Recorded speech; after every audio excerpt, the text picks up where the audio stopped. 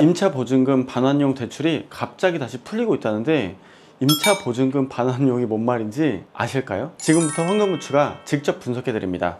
첫 번째로 대출 금지했는데 임차 보증금 반환 대출은 다시 열렸다. 지난 6월 27일 정부는 1주택자만 6억 원 한도로 대출담대 허용, 다주택자는 전면 금지라고 선언했죠. 주택 구입으로부터 3개월이 지난 후에 신청하는 생활안정자금 대출은 서울 등 수도권의 1주택 보유자에 한해 최대 1억 원까지 가능하다.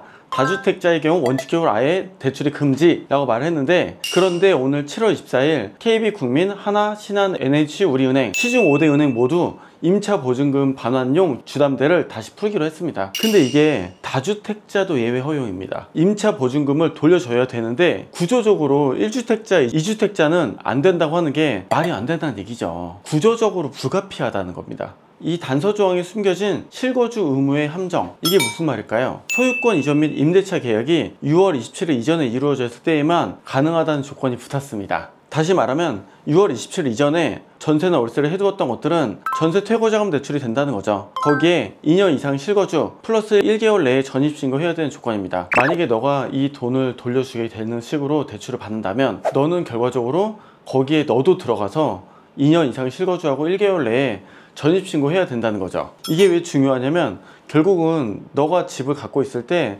전세 대원 대출을 해줬다면 너가 들어 살으라는 뜻이에요. 전세가 반전세, 월세, 과도기를 겪으면서 현재 전세의 월세화가 더욱 빠르게 진행된다는 겁니다. 사실 과도기라고 할 것도 없이 지금 동대문구 신축 3개 중에 한 채가 월세라는 뉴스가 나오고 있습니다. 627 정책이 투자 수요의 억제가 목적이라지만 실제로는 1주택자나 다주택자 간의 대출 허용이 역차별로 작용을 합니다. 때문에 고가 투자 대상 자산 시장에는 자금이 몰리는 현상이 계속될 수밖에 없습니다. 정말 아이러니하게도 토어지의 일부 지역들이 계속 신고가가 나오고 있다는 거 아십니까?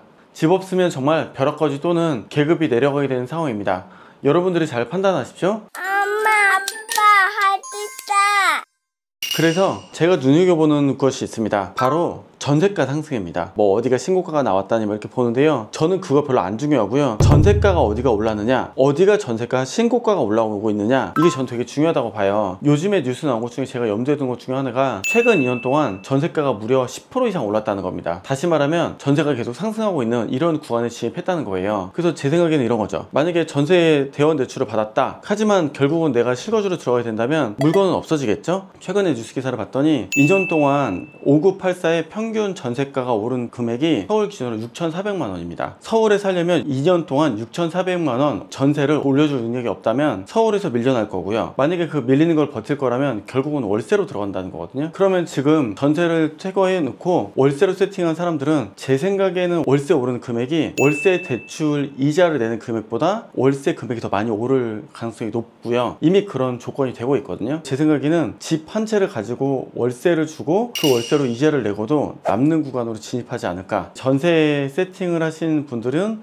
다음 전세를 만약에 받는다, 솔직히 이것도 퇴거 자금으로 안 하고 전세 금액만 맞췄다면 나은 전세를 받아서 전세가 상승도 받을 수 있는 그런 시간에 지금 진입을 하고 있고요. 퇴거 자금 대출 안 하고 오히려 전세를 다른 전세로 메꾸는 것도 가능해지고, 만약에 전세 퇴거 자금 대출을 받지 않고 미리 월세를 받아 놓으신 분들은 더 높은 전세를 받을 수 있는 집을 가진 사람들만 좀 더 좋은 구간으로 진입되는 것 같습니다. 엄마, 아빠, 할 수 있다.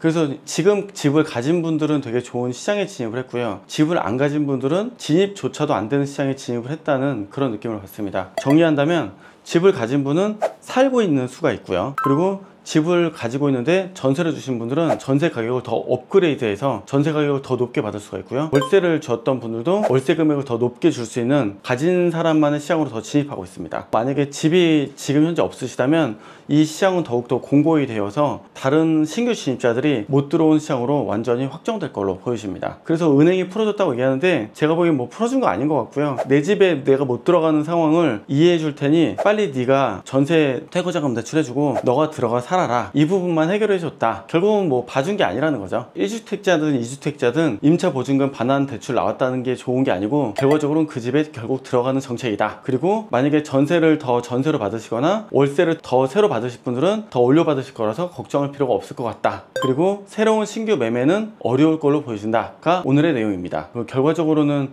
없으신 분들이 빨리 못 사신다면 이렇게 특정 금액들의 사람들이 없어지고 그 다음 금액들의 집들이 없어지고 그 다음 금액들이 없어지는 이런 시장으로 점점 진입할 걸로 보여집니다. 제 생각엔 아마 1년 안에 어떤 특정 금액대들 15억대, 12억대, 10억대 이런 수준으로 금액들이 점점 없어질 거로 예상을 하고 있습니다. 심각해지네요.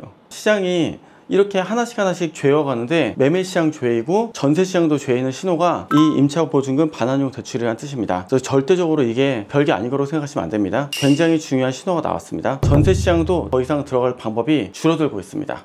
다음 시간에 다음 정책이 나온다면 빠른 속도로 해석해서 여러분들에게 알려드리겠습니다. 감사합니다.